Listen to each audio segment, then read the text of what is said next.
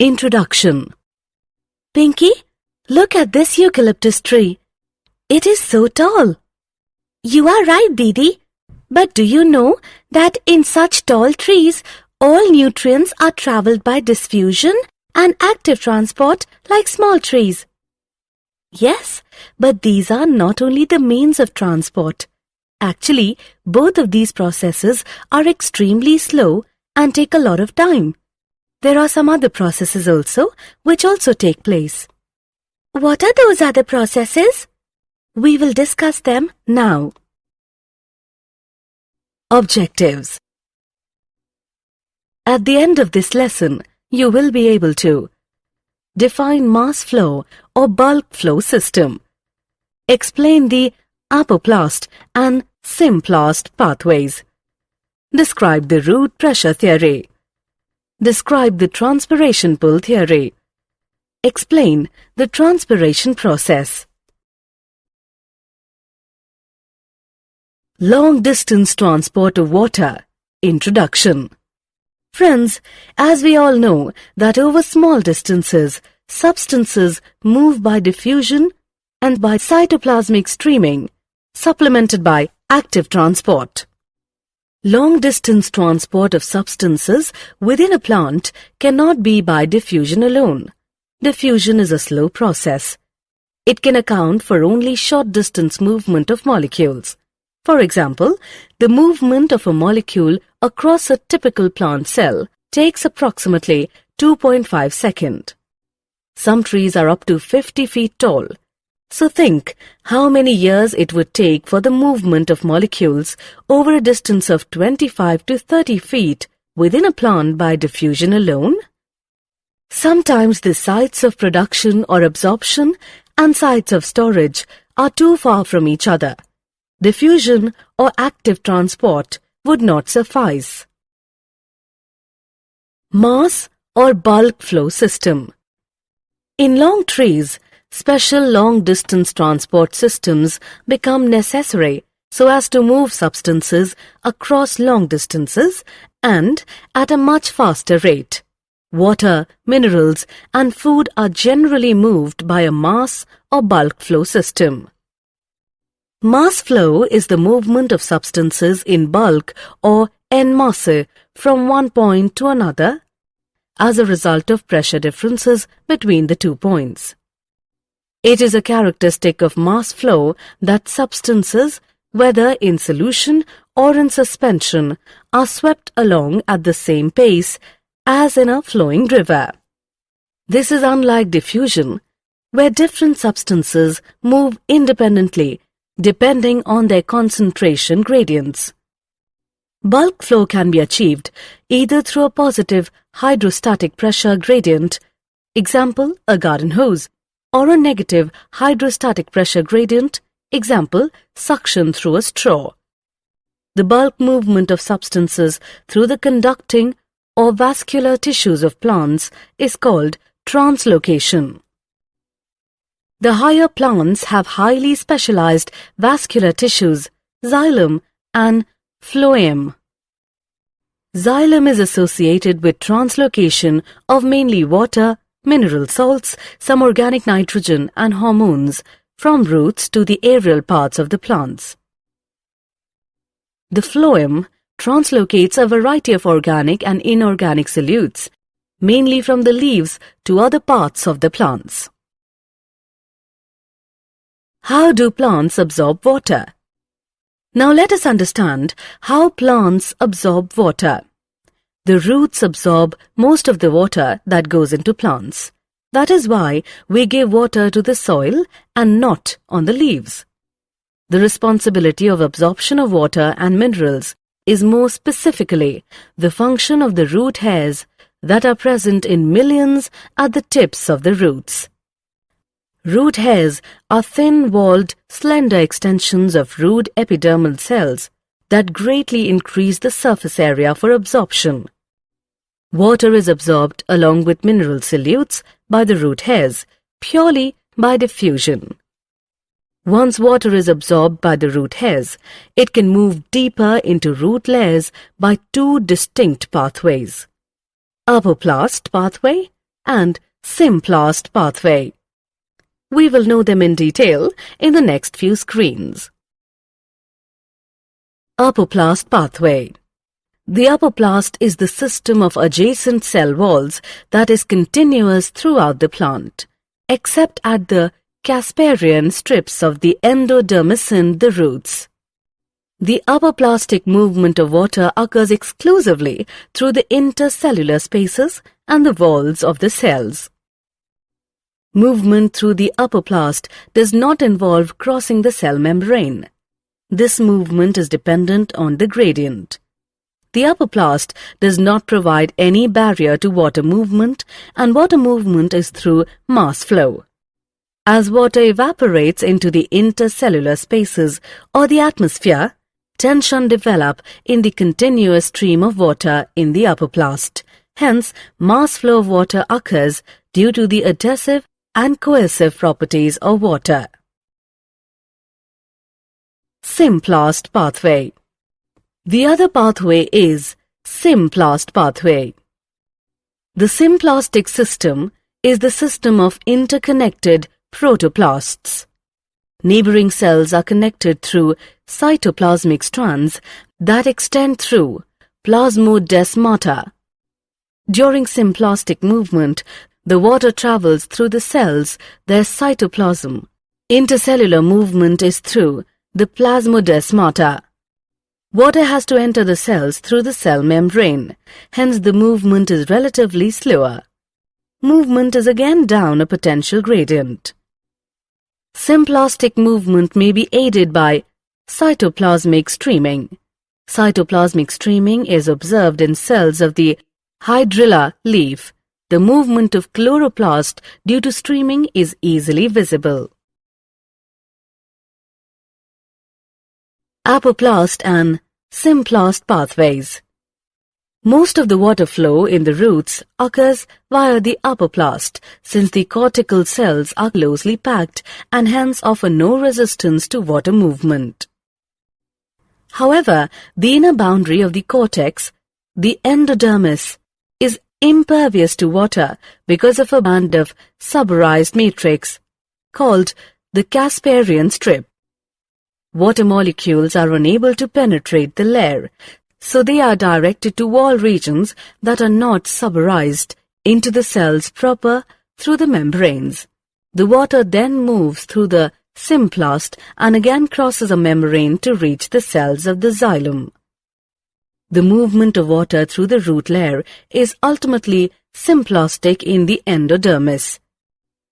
This is the only way water and other solutes can enter the vascular cylinder. Once inside the xylem, water is again free to move between cells as well as through them. In young roots, water enters directly into the xylem vessel and/or tracheids. These are non-living conduits, and so are parts of the apoplast. Do you know that some plants have additional structures associated with them that help in water and mineral absorption? A mycorrhiza is a symbiotic association of a fungus with a root system. The fungal filaments form a network around the young root, or they penetrate the root cells. The hyphae have a very large surface area that absorb mineral ions and water from the soil, from a much larger volume of soil that perhaps a root cannot do. The fungus provides minerals and waters to the roots. In turn, the roots provide sugars and nitrogen-containing compounds to the mycorrhizae. Some plants have an obligate association with the mycorrhizae. For example, pinus seeds cannot germinate and establish without the presence of mycorrhizae. Root pressure theory. Till now we have learnt that how plants absorb water from the soil and move it into the vascular tissues. Now we will learn how this water is transported to various parts of the plant. Various ions from the soil are actively transported into the vascular tissues of the roots. Water follows its potential gradient and increases the pressure inside the xylem. This positive pressure is called root pressure and can be responsible for pushing up water to small heights in the stem. Effects of root pressure is observable at night and early morning when evaporation is low and excess water collects in the form of droplets around special openings of veins near the tip of grass blades and leaves of many herbaceous plants. Such water loss in its liquid phase is known as guttation. The greatest contribution of root pressure may be to re-establish the continuous chains of water molecules in the xylem, which often break under the enormous tensions created by transpiration. Root pressure does not account for the majority of water transport. Most plants meet their need by transpiratory pull. Transpiration pull theory. In transpiration pull theory, most researchers agree that water is mainly pulled through the plant and that the driving force for this process is transpiration from the leaves. This is also referred to as the cohesion-tension transpiration pull model of water transport. Water is transient in plants. Less than 1% of the water reaching the leaves is used in photosynthesis and plant growth. Most of it is lost through the stomata in the leaves. The water loss is known as transpiration. Transpiration. So far we have learnt about water flow pathways and related theories. We now move on to the next topic of this module, transpiration. Transpiration is the evaporative loss of water by plants. It occurs mainly through the stomata in the leaves. Besides the loss of water vapor in transpiration, exchange of oxygen and carbon dioxide in the leaf also occurs through pores called stomata. Normally, stomata open in the daytime and close during the night. The immediate cause of the opening or closing of the stomata is a change in the turgidity of the guard cells. The inner wall of each guard cell towards the pore or stomatal aperture is thick and elastic. When turgidity increases within the two guard cells flanking each stomatal aperture or pore, the thin outer walls bulge out and force the inner walls into a crescent shape. The opening of the stomata is also aided due to the orientation of the microfibrils in the cell walls of the guard cells. Cellulose microfibrils are oriented radially rather than longitudinally, making it easier for the stoma to open. When the guard cells lose turgor due to water loss or water stress, the elastic inner walls regain their original shape. The guard cells become flaccid and the stoma closes. Usually the lower surface of a dorsiventral or often dicotyledonous leaf has a greater number of stomata, while in an isobilateral or often monocotyledonous leaf, they are about equal on both surfaces. Transpiration is affected by several external factors like temperature, light, humidity, wind speed. Plant factors that affect transpiration include number and distribution of stomata, number of stomata open, water status of the plant, canopy structure, etc. Do you know that the transpiration-driven ascent of the xylem sap depends mainly on some physical properties of water? These are cohesion, adhesion, and surface tension. Cohesion is the mutual attraction between water molecules. Adhesion is the attraction of water molecules to polar surfaces, such as the surface of tertiary elements. And in surface tension, the water molecules are attracted to each other in the liquid phase more than to water in the gas phase. These properties give water high tensile strength, which is an ability to resist a pulling force, and high capillarity, which is an ability to rise in thin tubes. In plants, capillarity is aided by the small diameter of the tertiary elements, the tracheids and vessel elements.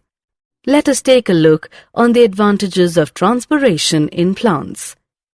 It creates transpiration pull for absorption and transport of plants. It supplies water for photosynthesis. It transports minerals from the soil to all parts of the plant. It cools leaf surface, sometimes 10 to 15 degrees, by evaporating cooling. It maintains the shape and structure of the plants by keeping cells turgid. Summary. Let us summarize what we have learned. Long-distance transport of substances within a plant cannot be done by diffusion alone. Diffusion is a slow process. Mass flow is the movement of substances in bulk or en masse from one point to another as a result of pressure differences between the 2 points. The bulk movement of substances through the conducting or vascular tissues of plants is called translocation. Xylem is associated with translocation of mainly water, mineral salts, some organic nitrogen and hormones from roots to the aerial parts of the plants. The phloem translocates a variety of organic and inorganic solutes, mainly from the leaves to other parts of the plants. Once water is absorbed by the root hairs, it can move deeper into root layers by 2 distinct pathways, apoplast pathway and symplast pathway. Various ions from the soil are actively transported into the vascular tissues of the roots. Water follows its potential gradient and increases the pressure inside the xylem. Water is mainly pulled through the plant, and that the driving force for this process is transpiration from the leaves. This is referred to as the cohesion-tension-transpiration pull model of water transport. Transpiration is an evaporative loss of water by plants. It occurs mainly through the stomata in the leaves. The transpiration-driven ascent of xylem sap depends mainly on the adhesion, cohesion, and surface tension properties of water.